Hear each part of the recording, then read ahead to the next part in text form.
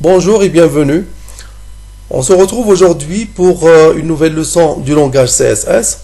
Aujourd'hui, nous allons découvrir ensemble la propriété texte. Cette dernière permet de modifier la mise en forme d'un texte. Nous allons commencer par le premier type de propriété texte. C'est le type qui contient tout d'abord le mot-clé texte et on ajoute tiret. Ensuite, valeur aligne par exemple, ou bien texte-indent, ou bien texte-décoration, etc. Il y en a le deuxième type. Le deuxième type, il ne contient pas le mot-clé texte, mais il agit directement sur le texte. Par exemple, font-size, ça agit sur la taille du texte, mais il ne contient pas le mot-clé texte. Alors, nous traitons le premier cas qui contient, ou bien le premier type qui contient le mot-clé texte. On commence par la propriété aligne, deux points, et on met la valeur. Si on veut que le texte soit aligné à gauche, on met left. Si on veut qu'il soit aligné à droite, on met right. On va tester cet exemple d'alignement à droite. J'enregistre. Et je lance ou bien j'exécute le code, launch in Firefox. Vous voyez que le texte il est aligné à droite. Si je veux qu'il soit aligné à gauche, je vais mettre ici tout simplement texte il est aligné left.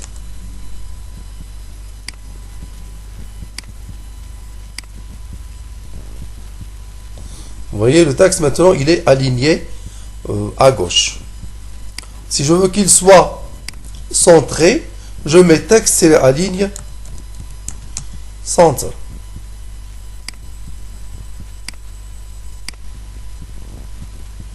Voilà, le texte il est centré. Alors je laisse l'alignement à gauche et je continue avec un autre exemple de propriété texte. Texte tiré par exemple, texte-decoration.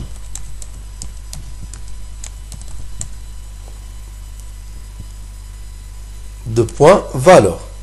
Donc, les valeurs de texte-decoration sont underline pour souligner, sont overline pour mettre une ligne au-dessus, pardon, line through pour barrer le texte, etc.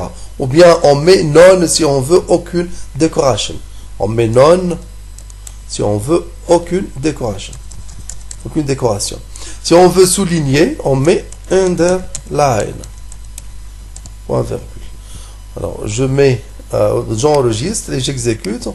Launch in Firefox. Vous voyez le texte il est souligné. Si on veut que le texte soit souligné, contient si on veut que le texte soit décoré par une ligne au-dessus et non pas au-dessous, une ligne au-dessus, on met overline.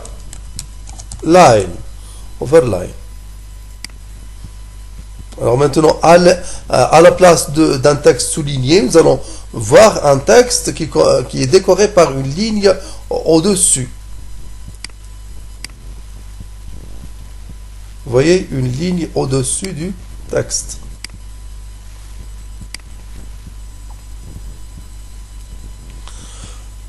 Il reste la propriété line through. Pardon, line en anglais. Line tiré.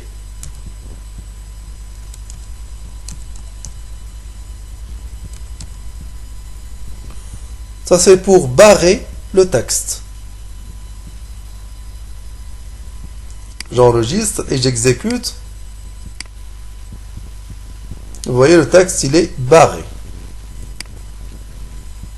Je peux aussi désactiver n'importe quel code CSS en mettant / comme ça.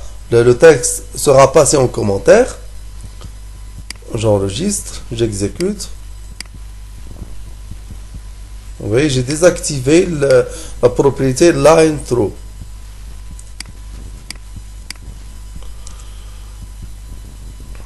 Bon, maintenant nous allons voir comment transformer un texte en majuscule, minuscule, comment par exemple mettre la première lettre d'un mot en majuscule, etc.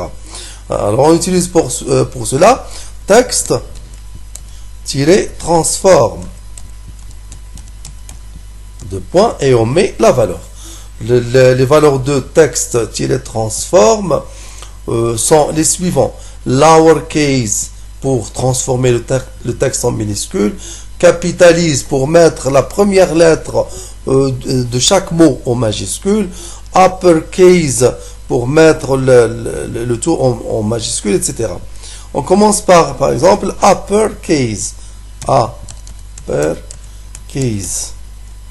Il va transformer le tout en majuscule. Voilà, tout le texte est en majuscule.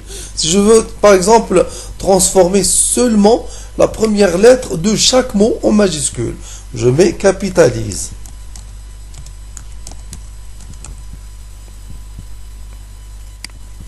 J'enregistre et j'exécute. Vous voyez, la première lettre de chaque mot est en majuscule. Voilà, regardez. Chaque lettre, la première lettre de chaque mot est en majuscule.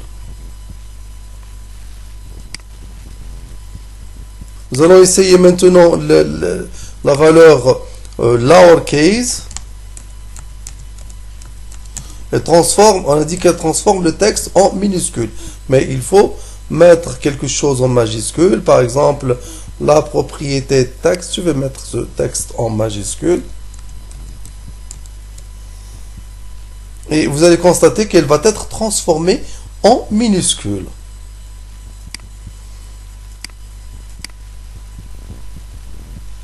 Regardez, texte, il est en minuscule. Même si on l'a tapé en majuscule. La propriété texte possède texte en majuscule. Et vous voyez bien qu'elle s'est transformée en minuscule. Alors ça c'est pour la valeur transform. Alors on va voir maintenant la propriété texte-indent.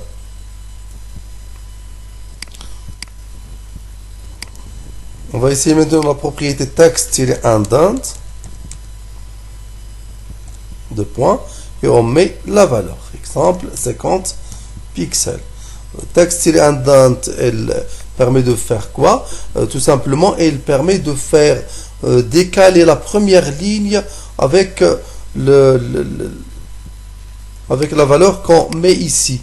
Alors, cet exemple-là, texte-indent, permet de décaler la première ligne du paragraphe ou bien de chaque paragraphe de 50 pixels. Regardez ici, nous avons un seul paragraphe.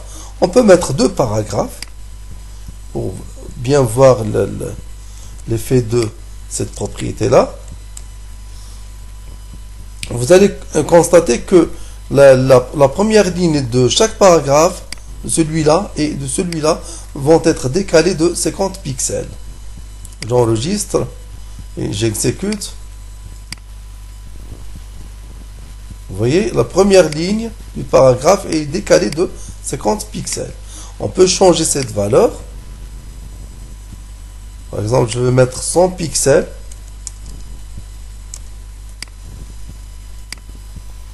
J'exécute. Vous voyez, la première ligne du premier paragraphe est décalée de 100 pixels. La première ligne du deuxième paragraphe est aussi décalée de 50 pixels. Alors je vais mettre une petite valeur, 30 px, par exemple. Nous allons voir maintenant la propriété shadow. Texte, shadow.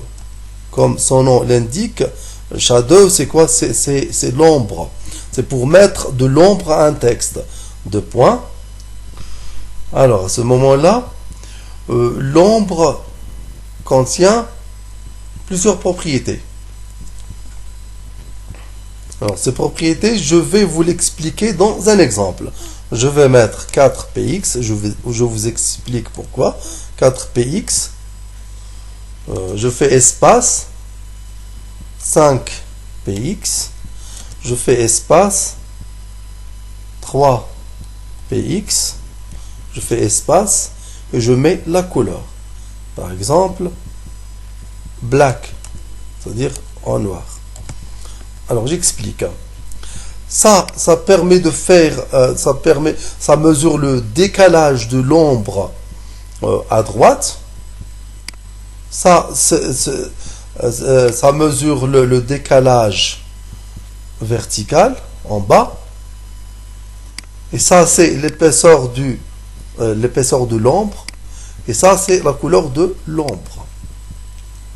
L'ombre sera en noir. Décalé à droite, c'est-à-dire horizontalement et à droite, de 4 pixels. Décalé en bas de 5 pixels. Et d'épaisseur 3 pixels. J'enregistre et j'exécute. Vous voyez l'ombre, son épaisseur, son décalage. Vous voyez le décalage en bas et le décalage à droite. Donc je peux augmenter le décalage à droite. Je vais mettre ici par exemple 12px. Vous allez constater qu'il va être décalé à droite, horizontalement.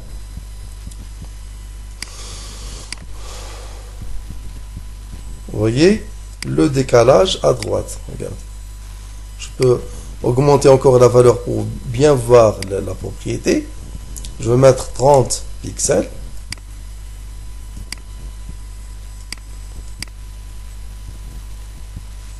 Vous voyez, maintenant l'ombre, il est bien décalé à droite de 30 pixels. Il est visiblement décalé horizontal. Visiblement décalé à droite. Donc je peux changer les valeurs. Je peux mettre par exemple ici la couleur bleue. Je change l'épaisseur, je mets 2. Vous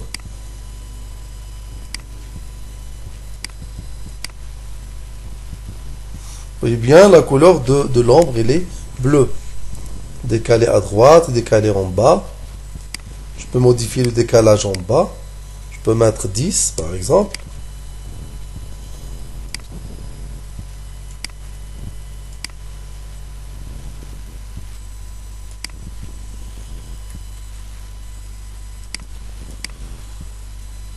Alors je désactive maintenant cette propriété pour que le reste soit visible. Alors, on passe maintenant au deuxième type de propriété texte. C'est le type qui ne contient pas le mot-clé texte, mais qui agit directement sur le texte. Nous allons commencer par l'espacement des caractères. Donc le code c'est letter spacing, letter-spacing, et je mets la valeur. Par exemple 5px.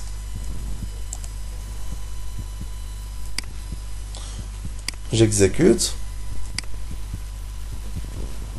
Vous voyez que les caractères sont espacés il y a de l'espace entre les caractères. Un espace de 5 pixels. Je peux modifier cet espace. 5px c'est un peu trop. Je peux mettre 2px.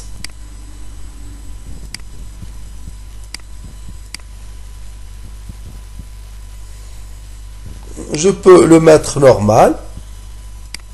L'espace normal c'est 1px.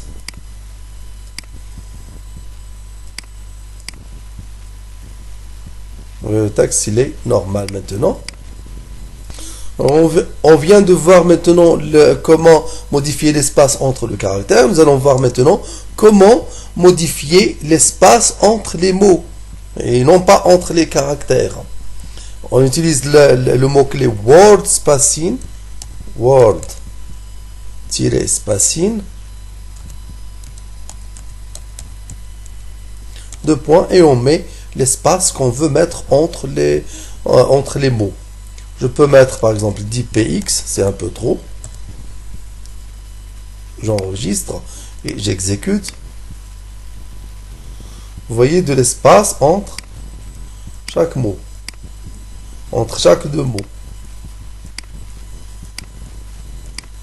L'espace de 10px. Je peux modifier cet espace-là. Je peux mettre une valeur raisonnable, par exemple 2px ou bien 3px.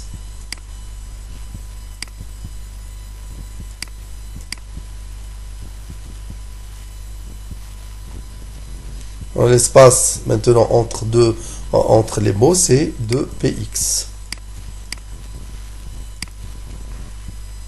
Nous allons voir maintenant comment modifier l'interligne, c'est-à-dire l'espace entre les lignes. On utilise le code line high. Line-high. De point, valeur. Je peux mettre par exemple 35px par exemple.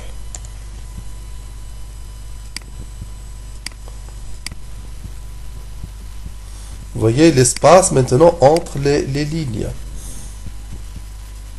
J'ai utilisé 35px. Je peux le modifier.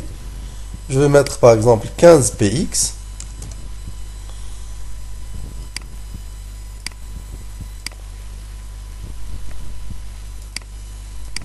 Voilà, l'espace maintenant entre les lignes, c'est 15px. Voilà, c'est terminé. Merci, au prochain tuto.